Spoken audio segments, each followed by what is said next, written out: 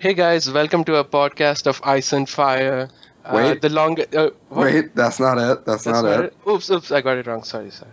Okay, welcome guys to Bastards of King's Grave, an Hey, no, off-topic. stop. No. You're doing it wrong. Mm-mm. This is Oh, wrong podcast again. wrong again? Mm-mm. If we are not podcast of Ice and Fire and Bastards in King's Grave, what are we then? We're the vassals of Kingsgrave, my good sir.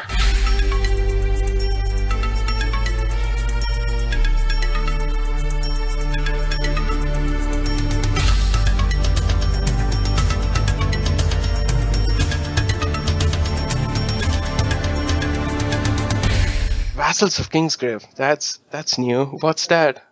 It is a listener-recorded podcast for listeners about just about anything. This is the inaugural episode. Oh wow! So it's like it's a podcast from listeners for listeners of fans.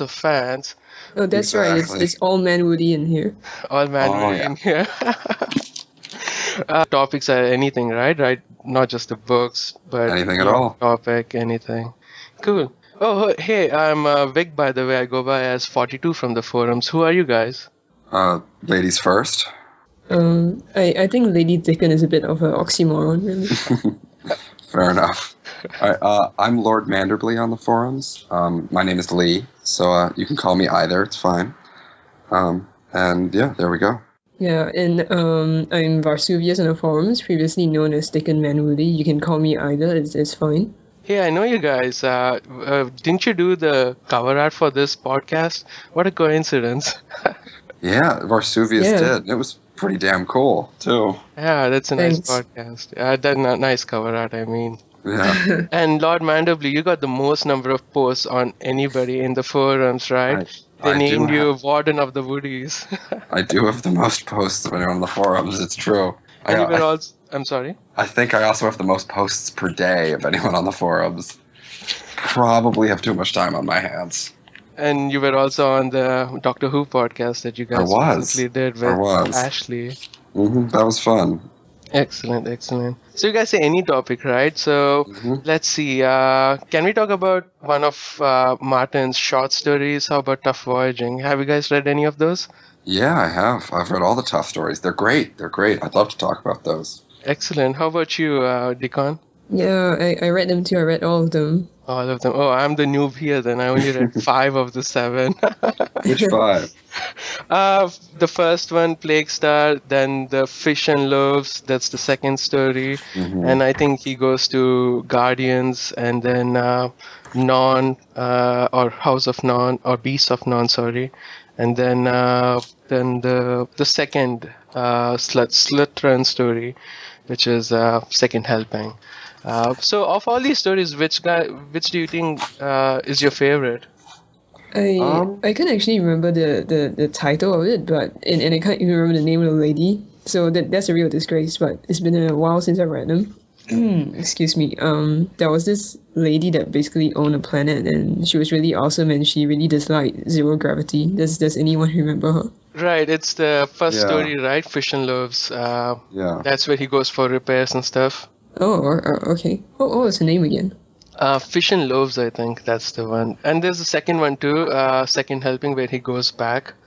And then Manna from Heaven, he returns a third time, though we won't discuss any spoilers. 'Cause you Oh haven't read that one. yeah. So let's keep it spoiler free. Obviously we'll be discussing one story in detail, but we'll keep the spoilers off on others. And people can use this as a guide or just to check and see if they like these stories or not. So Yeah. even if you haven't read the stories, stick around and be a sport and see how do you like these. There we go. They are really great. They're a lot of fun. They're well written. They're short. And I think it's actually, again, not to get into spoilers, but the main character is interesting because he's sort of classically Martin in the sense that he's not a typical hero, but Mhm. also he's not actually a hero at all, especially as you keep reading them. He's just fascinating. Yeah, the thing that gets me about him is he's a vegetarian and I'm a vegetarian too. And Yeah. throughout, Ice and Fire, all those feasts and meals I get to sit out. I don't get any of these. And here's him talking about mushroom loaves and mushroom wine, which I still don't get, but I can at least appreciate. Yeah, I don't know how mushroom wine. I guess we can add that to shadow wine. I don't know what that would be. I don't have to Yeah. make wine from mushrooms, but I do want to try it. Right. I mean, in order to ferment something, you need to have starch or some sugar in them, right? I mean, Yeah. that's why it's potatoes, rice, and grapes, of course. How do you ferment mushrooms? I don't know. We'll have to try. It's ecological engineering course. Let's leave it at that. Yeah. Okay. How about you, Vesuvius? What's your favorite? Oh, yeah, you already said that. Sorry. It's Yeah. I forgot the lady's name though. Yeah. yeah. She goes by the Portmaster Spider or something. something. Doesn't she? What's her name? Yeah. Portmaster Mune, is it? Oh, yeah, something like that. Portmaster Mune. Yep. Portmaster. Yeah. Tali Mune. Okay. What's her nickname though? I love her nickname. They call her spaceship. They call this the port like the spider's web or something. I don't know. She has a good Let me nickname. look for that. Moss Spider. That's it. Mars Spider. Oh yeah, that was really cool. Okay. So yeah, let's get into one of the stories then. How about we do my favorite is it's Beast of Norn or Beast for Norn, Let's and do then that the one. Guardians. But let's do Beast for Norn. I think that's one of my favorites, and kind of gives you a nice impression of what his special powers are and how he Yeah. goes about using them, and what he can do with his ship and his powers. Yeah, it's also good because it's unlike the three with Moss Spider, it's not really spoilery because it's just a short story, so we can sort of Right. discuss it in detail. Yeah, you can just jump into them not knowing much of the background and still be okay with it. Okay, so let's get started. So I got these summaries written down, and we can take turns reading them. So I'll go first. Harold Norn finds Tuff and Dax in a bar, mourning the loss of Havoc. Harold asks Tuff to sell him a monster. Harold explains that he's a senior beastmaster of House Norn from the planet Lyronica. Norn is one of the 12 great houses of Hogwarts. I'm sorry, Lyronica. Lyronica is famous for its gaming pets. He explains. Harold's house isn't faring well in the pets, and he needs stuff to sell him a monster so his house can stop winning again.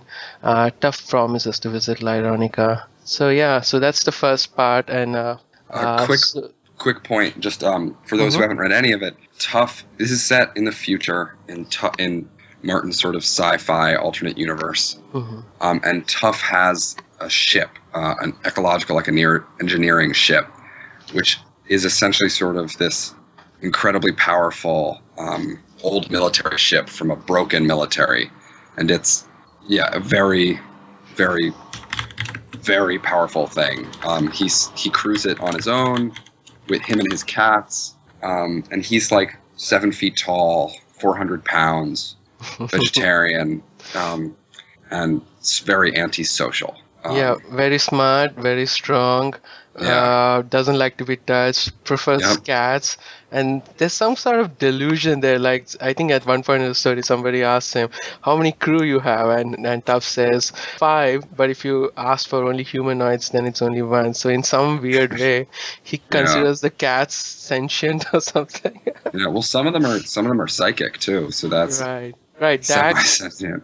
I think we first meet Dax in the other story, Guardians, and it's a psionic cat. I mean, cats in this universe at least have some psi, which is mind-reading power. But in Dax, the power is like boosted tenfolds or something, and it helps Tuff read minds and stuff like that. I mean, not directly, but it at least hints Tuff to go in some way or not the other. And the ship. And that's like the closest that we get to magic in this world, I suppose. Yeah, Sai. But they don't make it overtly obvious. Like in the story, if you didn't know that Dax was Sai, you can still get by. But if you knew that, you can look for small hints on how Tuff is managing to do these things. It's the R plus L in this world. Yeah. So yeah, the Ark. I think the story goes. We don't know much about it except it was built by the Earth Imperials like 1200 years ago, and the Ark is this huge ship, like 30 kilometers long, 5 kilometers wide, 3 kilometers tall, and I don't have the exact notes in front of me, but I'm sure it's bigger than Enterprise, Battlestar Galactica, any Imperial Star Destroyer out there. Yeah, I think a lot of it's that it used to be the Earth Imperial government. There was like a big federal expansion and then a war between Earth and some aliens, and then we won, but then Earth government collapsed and all the planets sort of split up. It's really interesting because it sets up this sci-fi universe in which there's a lot of differing levels of technological progress and very different worlds. And so yeah, this ship is like this ancient, powerful relic that no one can really match. And Tuf has it all to himself. Exactly. It kind of reminds me of Asimov's universe. I mean, how there was a central planet at first, and then it decayed over time because of bad policies and such, and then you ended up with this kind of medieval, feudal kind of world order now.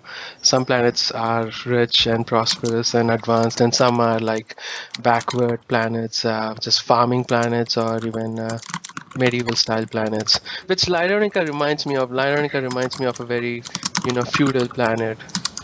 Yeah, it's very it's very old fashioned. It's all a little Firefly-ish, actually. The mixture between like sort of past and future technologies and cultures. It's very interesting. I love it.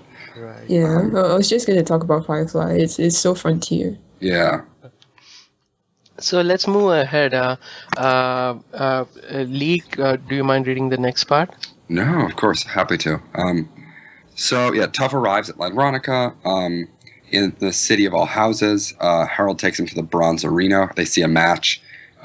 Harold's house Norn, their Iron Fang, which is their kind of wolf monster, loses to a different house, Arneth, which has a strangling ape. Tuf says, I recognize you have a problem here. I'm an altruist. I'll look into it. And you find out a couple other things, like the arena is around 600 years old. And also, in an interesting parallel to Game of Thrones, the defeated animals are fed to the homeless, just like in the fighting pits of Marine. Right. Yeah. So when you guys first read this thing, did you guys feel for the animals? Did you guys feel like this is wrong or something? Oh yeah. Oh yeah. I mean, like it's also kind of interesting and fun. Like I get that it's not the worst thing I've ever heard of people doing. I don't know, but it's like for a Martin story, it's fine. But it's definitely like not a good thing. I actually didn't see that thing at all. Maybe it's the psychopath in me or something. I was like, yeah, monsters fight, because once the house's Norn's creature is this Iron Fang, which is like they describe it as a wolf, saber-toothed lion, saber-toothed tiger hybrid, and this house Arnett's creature is this strangling ape, like this gorilla kind of thing. And so there's no way I could relate to any of these. So when I saw these two creatures fighting, it was like, oh yeah, awesome, go. So I would have fit in perfectly in this world. Yeah, I mean, it's definitely cool to watch and read about. Yeah. Just I can see. Oh, okay. It's interesting to the rationalization they have. Like they said, like because of like all the pit fights, they actually stopped fighting each other, like the humans. So they just like use the animals to settle like their house disputes and everything. Yeah. Exactly. That's a very good point. I mean, this planet Lyronica wasn't a peaceful planet from the beginning. They were warring with each other. So in some ways, this animal fighting is kind of preferable, less bloody way in some ways. It's so Grey and so Martin. Yeah, that's smart. There you go. Yeah. What's Martin about it is right in the first page, they tell us that Havoc, one of the cats, is dead. And we meet Havoc. Right, we meet Havoc in the first story itself. I mean, the Plague Star, So we see him there and her playing around, and she's a kitten then, so it's kind of sad to see her die. It is. I love the cats. Okay. Anything else at this point we want to discuss at the story? I think I never noticed the parallels to Song of Ice and Fire until I reread it. And it's interesting because, I don't know, it's actually interesting. I may need to reread more of Martin's short stories looking for parallels like this. Like, I mean, there's obviously some, like, there's a story with a bunch of, like, Lianas. There's one with a Barristan. There's a lot of, like, name parallels. But I don't know, there's more thematic parallels which are interesting, too. Oh yeah, there's more. The more things come up later on, and one goes out. But yeah, the story has. I don't know why, but this story has so many things that we see. Similar things happen in Ice and Fire too.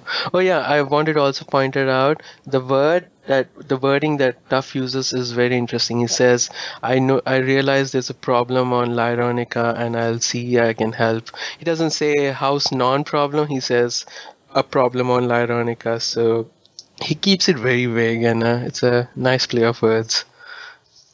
Yeah. He's a sneaky guy. Vesuvius, do you want to read the next? Yeah, sure.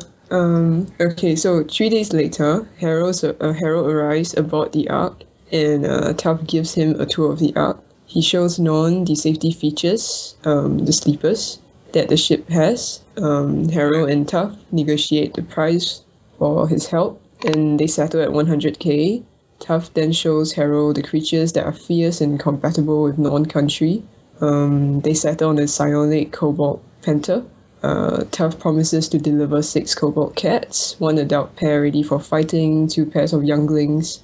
Tuff then throws in Salian hoppers as prey for the Cobalt cats. Tuff then dons a disguise and then goes to see a match between Cobalt cats and lizard lions.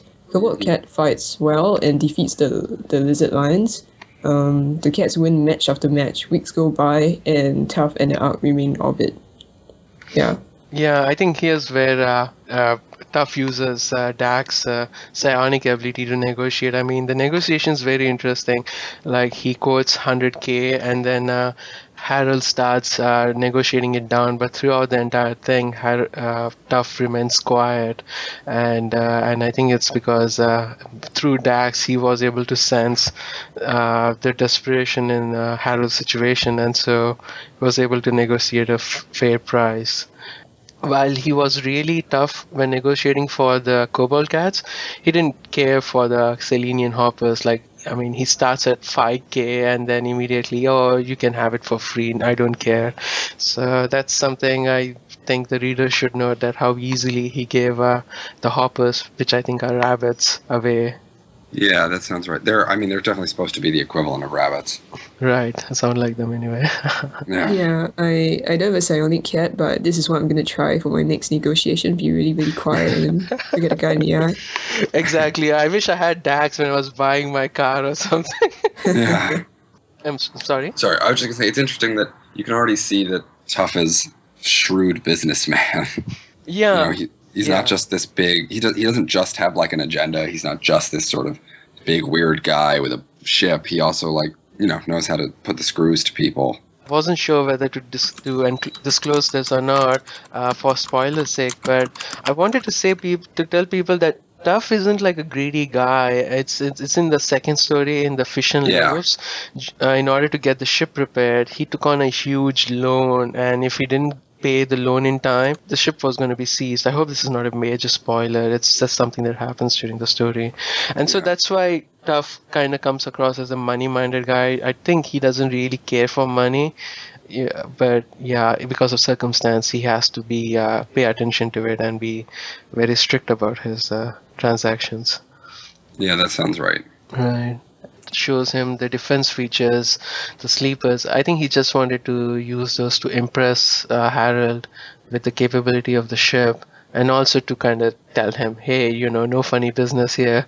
If you try capture the ship, you know what's going to happen. Yeah. Well, you got to be careful. It's a cruel world. Yeah. He learned that the hard way. Yeah. Let's see. Anything else we want to discuss at this point? Yeah, I wanted to ask you guys something. Sure. He mentions that he would neutralize the sleepers if he wasn't such a stickler for habits, because he was like saying like, oh, the sleepers have been like sleeping for so long. If I kill them, then that'll be disrupting like the tradition or whatever. So do you think like he's telling the truth, or he's just being cautious? That's a very good point. I mean, that's what happens, right? When Harold asks him, hey, if these things are so dangerous, why don't you just flesh them out? Yeah. And Tuff gives him the explanation that, hey, these things have been alive for a millennia. And he's like, I'm a romantic, Yeah. Yeah. I think that's just sort of that classic, like, I don't know, I always imagine him as, he just has this tone, this very, like, you can't understand, you have no idea what he's implying when he says something. You're just getting this, not quite monotone, but you can't read whatever emotion he's saying. So he's just sort of saying, oh, I'm not going to do it. And you don't know, like, oh, is he is he serious? Is it just tradition, or is he really like, is this a threat, or is he just completely oblivious? I don't know. I kind of like the ambiguity, but I have no idea what he's trying to say there. Right. Yeah, they're always saying that he has like a poker face, that he's always expressionless. Yeah. Right. And also, again, for spoilers' sake, we can't really discuss, but there is a way to deal with these creatures that we learned from the first story, and as long as he has Dax around with him, I don't think these creatures, even in case they got loose, are a true danger to him. No, he's pretty resourceful. So yeah, I think he knows how to handle them, and that's why he's not too worried in case he forgets and the creatures get loose. Cool. Oh yeah, and also I really like the ability that Martin gave the creature. I mean, instead of just giving it like something very stereotypical like fire breathing or something, the cat's got psionic ability. I mean, the Cobalt Panther has psionic ability, and so it uses that ability to kind of read every move the opposing animal was going to make and dodge it. Like it was fighting the lizard lion, and the psionic Cobalt Panther was able to read all the moves in advance and dodged them, and when the time came it was able to simply kill it. So that was pretty cool. That's a very interesting ability. It's not something that's common. So which one do you think like you guys would have picked? I would bet on the cat. Right, so he had the bird, the giant stalking bird, and then the other was the roller arm, right? This was his armored ball that weighed 4 tons and could just roll and crush another animal. I think I would have gone for the roller arm. It just seemed like it was, it's just like a ball of armor that just rolls on you. But I think it's like mobile cannonball. It definitely would always win, but it just seems so rigged. People would stop gambling. Yeah. And like the guy, he was like the Norn guy. He was like saying that it probably roll into the customers and kill them all, like the audience. Yeah. Yeah, that's very true. And I think he had some sentimentality to the house colors, right? The house Norn's colors are black and gray or blue. No, house Norn's colors are black and gray, but the Iron Fangs are blue and black. And the Cobalt Panthers are also blue and black, so he had some sentimentality to that. Yeah, and I mean that's important. It's all about putting on a show. You gotta do it right. Yeah, but what got me was he didn't kind of showing him all the creatures like a menu of creatures. This was the third creature he saw. He was happy with it and they stopped looking for it anymore. So I think Martin was just running out of ideas or something. Yeah. Does anyone else think like the roller ram is like Pokemon? I mentioned that you go like roller. It does sound like Pokemon.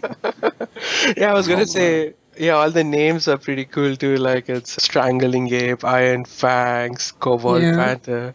You know how Martin likes to name stuff now. Imagine if this actually like became very popular instead of Song of Ice and Fire, and Martin would be like the next Pokemon guy. Yeah, this was written long ago, right? Like something in the 70s. Yeah, 70s before Pokemon. These are old. Roller-Ram, that sounds like a Pokemon name, too. Yeah, Brock would use it. Yeah. So, okay, let's go to the next part. So, we learned that in spite of how well the matches were going, Tuf continues to stay in orbit. And so, his thing pays off.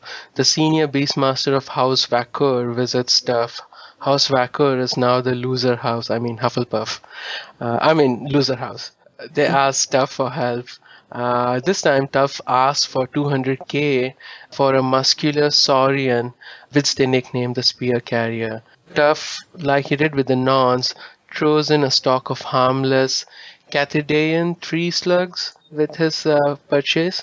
Tuf follows the news from the Bronze Arena. The Spear Carrier was performing very well. Harold now calls Tuf, and he's very angry with him that Tuf sold the creature to the rival house. He also complains that the kobold cats are not breeding and the hoppers are multiplying rapidly and eating everything. Tuf promises that the cats will breed when the mating season comes around, and when he has more cats, they'll go after the hoppers and keep them in control. So I think here's when we start seeing the problem now. Minor bits of the problem. He's tricky. That's the problem. Yeah. Well, it's clever. I mean, I like this part. I think that this is one of the moments in the story, especially this is one of the first ones I read because I read this and Guardians without having read any of the other stories first. Mm-hmm. And you get this feel for Tuf as this very, like, I don't know, it's sort of like what Varys would do if Varys had all power. Like, well, no, it's true. Like, he's like, or like what Tywin would do if Tywin could just, like, make things happen. It's this, like, it's not about, like, it's just about you sort of see what you want to have happen, and then you make that happen. There's none of the, like... I totally agree with you. Yeah, there's none of the, like, weird, like, tricking people that someone like Littlefinger loves, and there's none of the, like, unnecessary honesty of someone like Barristan or Eddard. It's just like you see what you want, you find the easiest way to do it, and you do it. Yeah, I was trying to think of who is Tuf closely. I mean, Varys. Trying to see which Ice and Fire character is he most similar to. You know, he's like clever like Varys, Littlefinger, and Tywin, but none of them are really stickler for rules. So like the Starks. So I was like, hey, if Varys and Sansa had a kid or something. Oh my god, creepiness. That's not the most creepy thing I've ever heard. Yeah. Or it's like if Barristan and Varys had a kid. It's just this very like, but he loves rules because he can use them against people because he's so much smarter than people. Mm-hmm. I think that, and that's kind of Varys or Littlefinger-esque. Like he knows how to manipulate the game itself. Mm-hmm. Yeah. Anything else we want to discuss at this point? Yeah, I've got a new theory, guys. All right. Tuf is a faceless man. Yeah, his disguising skills are second only to the faceless man. Clearly he's picked a really good disguise too. He's so not noticeable. It's not like exactly. He's like 6 feet tall and hairless or something. Yeah, he does put on a big red beard to watch the match, though. Doesn't he get caught trying to wear disguises usually? Oh, yeah. Oh, wow. I think he was caught in the other story, but I don't exactly remember what happened, except someone just told him, like, hey, we recognized you. Yeah. Yeah, I'm trying to look up his disguising description. Like, yeah, he wore the red beard and then a yellow canary color dress. Dress. Yeah, that sounds about right. A little bit desperate there. Yeah. Mm-hmm. Yeah. Oh, right. I forgot to mention, like, when I heard about the House Vakor, Lizard Lions, I got really excited because I love the Cranach men. Yeah, that's true. And there you go. That's another one. He calls them Lizard Lions in this too. Yeah. I don't know. There have been some debates on the forums about, like, how good a writer is he and all that. And I mean, I don't know. I'm no, like, critic or lit major or something, but like I like his writing style a lot, and I think it's got I don't know, I enjoy the way he writes, and I also think his short stories are usually a great showcase of that style, usually better than his longer stuff. Like Dying of the Light is a beautiful novella. I love all the Tuf stuff. His short stories are beautiful. Meat House Man's one of the darkest things I've ever read. I have yet to read that, and I'm so excited to read it. Oh wow, we should do one of these about that. That is a brutal story. Yeah, I think Meat House Man is like one of my favorites too. They're making a graphic novel. Right. Actually, that's where I came across stuff. I mean, in the podcast of Ice and Fire, the guys do talk about how good tough stories are. But I never got a chance to get around to read it. And so I picked up Dream Songs, and Guardians and Beast for Norn is one of them. And that's where I kind of like, hey, these things are good. I should go and find more of those. And that's where Meat House Man is and the other good stuff too. Let's see. Anything else we want to... No, we can do the next chapter. Let's go next. I think it's your turn again. Yeah. One by one, all the great houses visit Tuf, like House Norn and Varkor, they buy monsters, and Tuf always offers to throw in a gift herd of harmless prey creatures with these deals to supply food. Finally, Daniel Lee Arneth, the senior beastmaster of the greatest house, Arneth on the Gilded Hill, visits Tuf. He buys 4 sets of a dozen deadly creatures for 1 million. And then for an additional 1 million, he makes Tuf promise not to sell any more creatures to any other house. Yeah, I think this was a good part because when Gryffindor comes to visit, they get a discount deal. I think he was selling six creatures, one species of six creatures to each of the houses for like 200K, and now he sells four creatures of 12 of a dozen species for $1 million. So I calculated it. It should have been 1.6 million. So Tough gave in like a Costco deal or something. Did he really? Hey, when you buy in bulk. Yeah, and also the Arnet guy describes his strategy all along was instead of focusing on and breeding one creature exclusively, like how the other houses did with Iron Fangs and Lizard Lions, House Hartnett always had a variety of creatures, and they always picked the right creature for the right opponent, kind of Pokemon style. I was just gonna say they are Pokemon masters. They're a clever house. You Yeah. gotta respect that. Yeah, very smart house, and no wonder they were so prosperous. And They're the only ones who really think when they go to meet with Tuff. Because the character Lee Arneth he doesn't just ask him not to sell to others because he's trying to beat them in a competition. He tells them not to sell to others because he's like, look, you got to get out of here. You are purposely bankrupting us. You are stealing from us. You are like a scheming, low-down dog. I'm only meeting with you because I have to. Now take our money and get out. And it's what the first guy should have done. Right. But he never had the money for it, of course. Yeah, and actually it seems like a good strategy that Tuff had at this point. Yeah, and I thought, yeah, this guy's onto something. Yeah, this is Tuff's plan all along. Then this is all planned out. But we'll know that that's not Tuff's plan at all. Yeah. Yeah. I think this is the second time we meet Lee Arnett. I mean, this is the first time we see him in person. The first match we ever see between the Iron Fang and the Strangling Ape. The Strangling Ape was one of Daniel's creatures. Mm-hmm. So, and he also, when he sent the creature to fight the Iron Fang, he also had it very, frenzied up or something. So not only he relied on the creature's own physical prowess, but also put it in the state. So it was really fierce. So this Daniel guy is really smart. The Daniel guy is the one who actually reminds me most of Tywin. Oh yeah, definitely. Yeah. It's a very Tywin scene. He's like, it's all the disgust for someone who's like running a business, all the, scary intensity. Yeah, that's very true. Okay. Oh yeah. Anything else we want to discuss at this point? Let's finish. Why don't we finish up and then we can sort of talk about the whole story. And here comes everything, the dessert or the cherry on top. Everything is going wrong, exclaimed Harold Norn. Of the 6 kobold cats, only 2 remain, and of these 2 have no interest in fighting or mating. The hoppers have become a plague. They have eaten all the crops and drove all other wildlife from their lands. Now they are importing food from Tamber.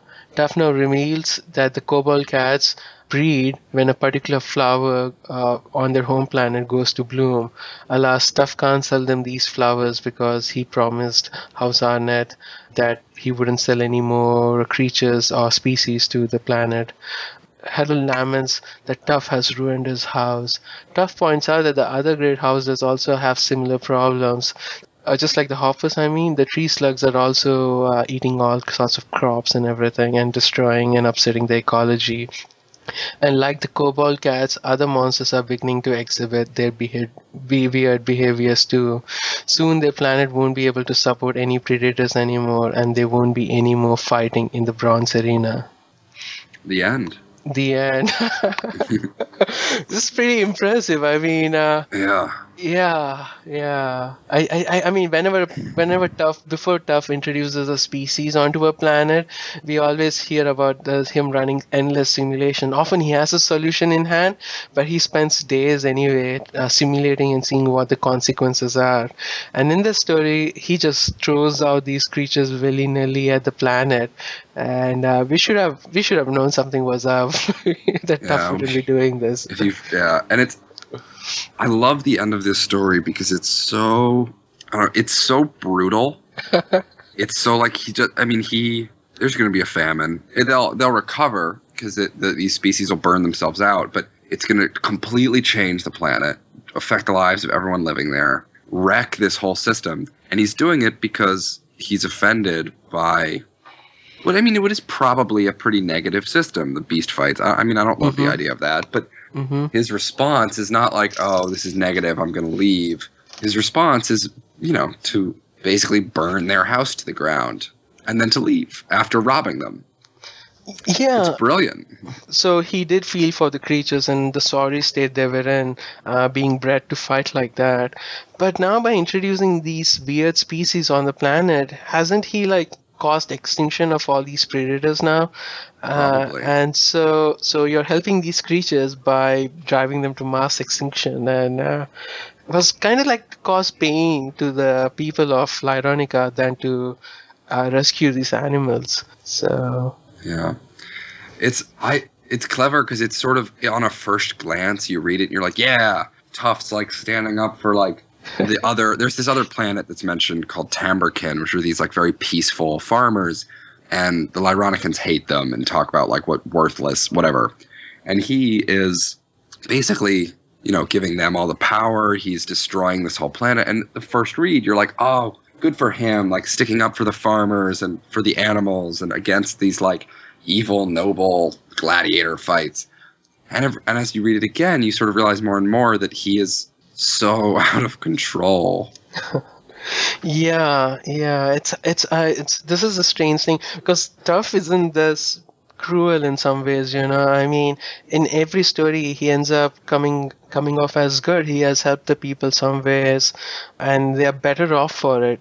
Sometimes it just seems invasive, but at the end of the day, the situation he leaves people behind is in a better situation. And here I'm not totally sure. It's like he had this. Yeah. What do you think, Vesuvius? It kind of reminds me of when people are talking about Dani and they're like, okay, she freed the slaves, but she also destroyed the economy. It kind of reminds me of that. That's very true. I think all of us were thinking about how similar this is to the Marine situation. Because Dani has a lot of flaws, but I'm on Tumblr a lot, and sometimes I'll see people talking about oh, Dani's this great white savior and she's the worst, and I'm like, that's fucking stupid. She didn't think that far ahead, but she also eliminated slavery. And if you're going to try to sit there and tell me how much happier the slaves would be if they were still enslaved, I'm going to sit here and call you an idiot. So, but I think that Tuf is sort of a more ambiguous version of that, because this is a much less obvious positive thing. And I don't want to talk too much about the last two stories because we're trying not to spoil them, because you haven't read them, Vikram. But right. But I think a big theme of the Tuf stories is that no one should have that much power. Power corrupts. Yeah. Yeah. That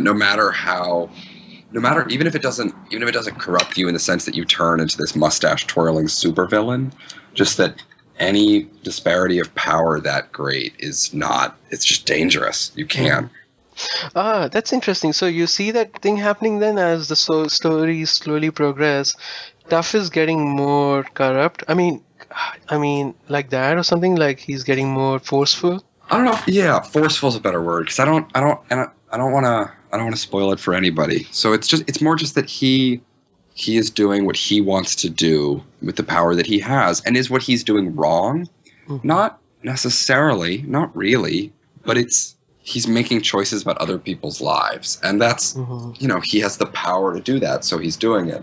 But is it? He's shaping their world, essentially. Yeah. And it's I'm not if he had been, I don't know, if these had been gladiator fights between people, here I'd be talking about how great it is that he's put a stop to it. But because it's animals, it's a little bit less extreme, and it's sort of interesting. It's sort of, we're sitting here thinking well, this is probably a good thing. These are clearly, these houses are clearly douchebags, but at the same time, do you want, it's fantasy, but do you want someone with that much power floating around the universe just doing whatever they want to do? Especially since he hates people and will probably eventually breed a whole, type of cats to take over all the people in the world. Yeah. He does not. Yeah. Yeah, I mean, I was just thinking, I mean, if he wanted to force the situation, he could have just cloned a bunch of these kobold cats and dumped them on the city and kind of held them as a hostage. Hey, you guys have to stop the Bronze Arena, or I'm gonna let more of these creatures loose. But no, he didn't. He like played with them, kind of kept this deceit up, secretly bioengineered their planet to be completely different. And he made his money too. Yeah, I made a lot of money. I think he made like about 3 million or something at the end of Ugh. this. So, I don't remember how big his debt is, but that's like a not insignificant dent. No, yeah. The other thing I wanted to point out was Harold Norn points out that so the first amount that Harold paid him was 100K, and that's said to have kind of wiped their entire house to bankruptcy. But since the animals were winning, they were able to make up a lot of money back before the creatures died. But they were only able to make up like 40K. So Yeah. the money these houses have paid him, like in 200Ks and a millions, is a lot. It's even though you have a good creature and you are winning matches for weeks on end, it's still a lot of money. So I mean, he bankrupted this planet. yeah. So what do you think is gonna happen to them? I mean, are they gonna go back to their people killing ways? Oh, yeah, that's probably true. Right? Probably. Yeah. Or I mean, they may even not be able to afford to. They may have to band together just to import enough food to get through this invasive species. They're gonna go Greek style and like fight naked. Yeah. Yeah, I was hoping they would at least like be able to hunt these hoppers or something, but they said these hoppers are too fast for them, so they can't even hunt and scavenge now for food. So pretty bad. Let's see. Oh yeah, I wanted to point it out. One of the creatures he sold, which was a red-furred ursoid or a bear, to one of the houses, comes from a planet called Vagabond. And Vagabond has this weird orbit. And so what happens is, once in a while, it has a winter that lasts for 20 standard years. Yeah. I think we cracked it, guys. We found Westeros. Yeah, I think we did. Yeah, Westeros is Vagabond. Have you ever heard theories that Tuf is floating above Westeros in his plague ship, that, you know, in his ship, that he's causing grayscale or something? And Varys is like his clone. Yeah, the dragons or things he's like put on the planet. It's possible because this House Norn is. I think we talked about it. How House Norn reminds us of Starks, with their black and gray coloring, and then their dire wolf. I mean Iron Fangs creatures. Maybe Karstark though, because they're such douchebags. Yeah. Yeah. Yeah, it's possible that Westeros is another planet in this universe. Yeah. Hey, I wouldn't be surprised. Cool. Yeah. I mean, I can't recommend highly enough his short stories. Definitely. I mean, you can you get these small nods from Ice and Fire as you read them. I mean, just this story has so many nods from Ice and Fire. Other stories may not have much, but you'll find something, and you can always kind of, hey, maybe this is where he kind of prototyped his idea for something. Yeah. Before he brought it over to Ice and Fire. Yeah, he's not shy of reusing things, Mr. Martin. The way the story starts of plagues that I don't want to spoil too much, but it's kind of also has a cyclic thing, like every third generation something bad happens, and that's kind of reminds me of the winters in Ice and Fire. You know, like a couple of generations goes by, everybody's happy and fine, and then this major event happens, like the winter or something. Yeah, I would agree. Cool. Anything else we want to discuss at this point? If there's nothing else, I mean, I came up with like some funny questions to ask. All right, let's do it. Yeah, still related, but yeah. So are we done like with the main part of the story? Yeah, I think so, right? Well, nothing else. Yeah, I'd agree. It's a pretty small story. People should definitely go out and get Tuf Voyaging and go through those. It's a very good read. If you like Ice and Fire, you're definitely going to like these stories. I would agree with that. And if you like the podcast of Ice and Fire, Chase liked it, so go read it. Cool. Yeah, let's start with your questions then. Okay, obviously Tuf Voyaging is a great title for the series, but if you could come up with like alternate titles, like what would you call it? I don't know. Bald Adventure Time? I like that. Adventure Time in space. Yeah, Tough and Dax on their adventures. Because if they ever made this TV, it would have to be animated. Oh yeah. It would just not be fun. Real life, it would not be good enough. Yeah, too many creatures. I mean, I think Firefly worked so well because they didn't have funny looking CG. And also just because, I mean, I don't want to see Tough as the best actor who could play Tough would be the guy who plays Varys. And even that wouldn't be enough. I want someone who's 7 feet tall and terrifying, just weird looking. Yeah. Yeah, what do you guys think Tough is? Is he a human? Is he an alien? It's just weird, right? That we never hear what planet he comes from or something. I think based on the amount of mushroom wine he drinks, he's actually some kind of mushroom. Let's see. Yeah, mine is not very creative. It's just Varys' Adventures in Space. I can't think of anything better than that too. Yeah. Okay. My next question is, if let's say Westeros decided to go Lyronican, and they decided to do house fights using the things on their sigils. So how would that work? I think we all know who would win. Yeah, it's Targaryen. Oh no, it's House Tyrell. They'll bring their man-eating rose plant. There we go. That's great. I'm sure the man-eating rose would just wreck the Targaryens in Blackfires. What would the Martells do? I can't think of what does Spear and Sun stand for? Spears and fireballs. Yeah. Maybe they'll just go serpents and vipers and stuff. Yeah. Yeah. Some poisonous snakes. Hey, I may be misreading this, but did Tuff sell one of the houses a Godzilla? I think it did. Yeah. Yeah, like a kind of Godzilla-esque monster. I think it did. I think he did. I thought it was a misprint or something when he said, oh, they bought Godzilla. And I'm like, that's it. The story is done. What are they going on about? How did they describe it? I forgot.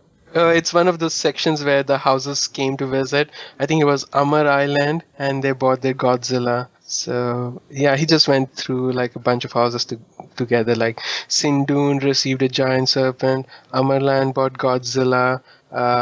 Somebody bought a Gar Howl. Something. Yeah. Right. So I think that my answer is that Houseman Woody would win, and my answer actually definitely. How could I forget that?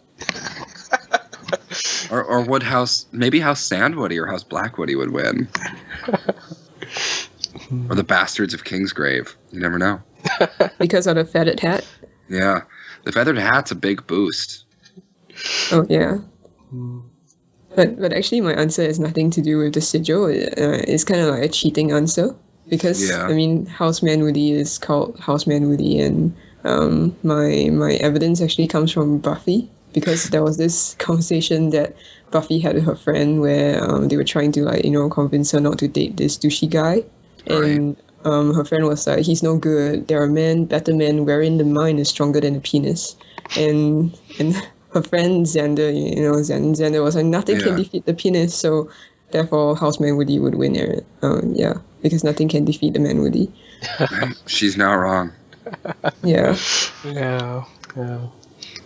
But we do see that it's also not just the animals themselves that help a house up, but it's also how strategically they use an animal and how well they breed them also. Maybe it would be Clegane then. They have the 3 dogs. They have 3 different dogs. That might help. Oh, it's a dog with 3 heads. Oh yeah, that'd be perfect. Oh, wait a minute. Obviously, it's the Krakens. It's the Greyjoys. Oh, true. Yeah, they're vicious enough to also train them to be vicious too. And those could probably take a dragon. But how are they going to stage that fight? I don't know. It would not. You'd have to use the Colosseum, flood it. The flayed man is not going to like the salt water. No, they're not. It'd be fun to watch though. Right. Or the Umber's giant. Yeah. Though the giants, I don't know if a giant could take a Kraken. I think that Kraken might win. Or maybe we'd get one of those the Viper versus the Mountain sort of situations where everybody dies.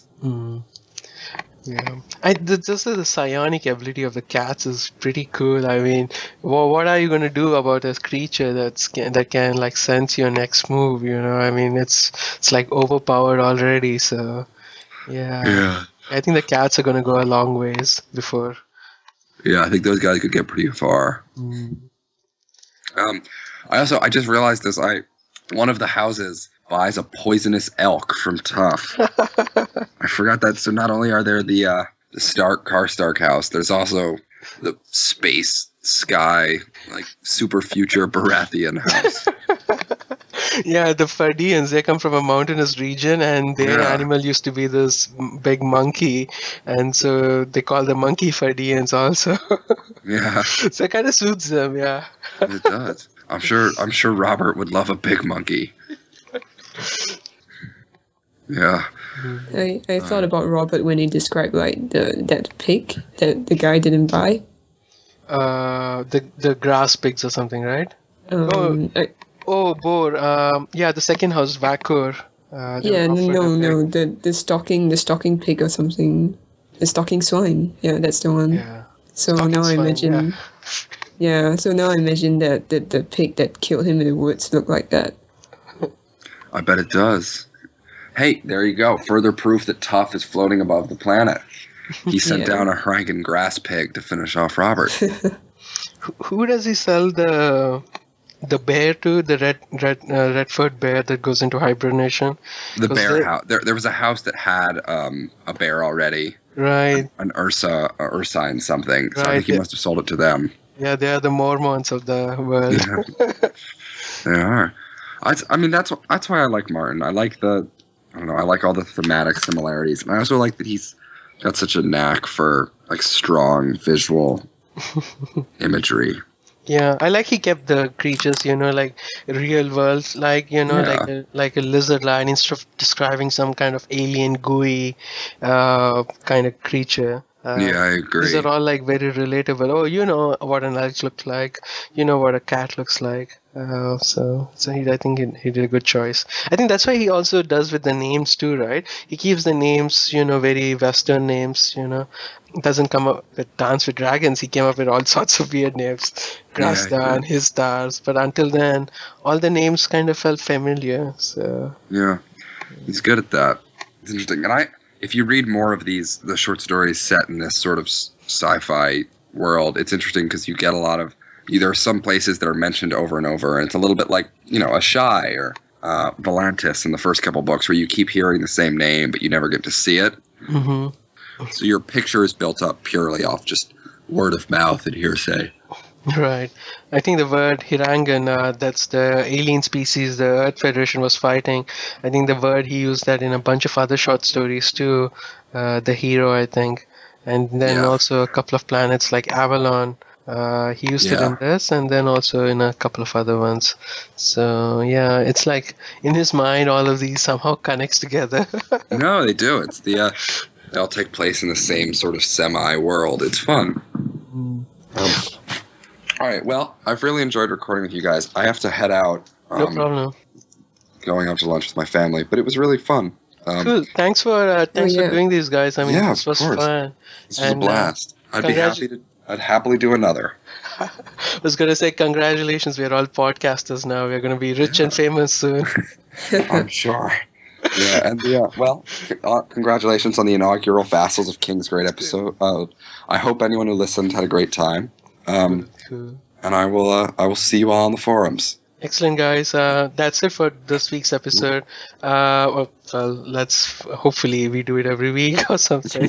But that's it for the first episode of Vassals of Kingsgrave. You can definitely look forward to more of these coming out. Even if we don't do it, there are a bunch of people with a bunch of interesting topics in mind who want to podcast.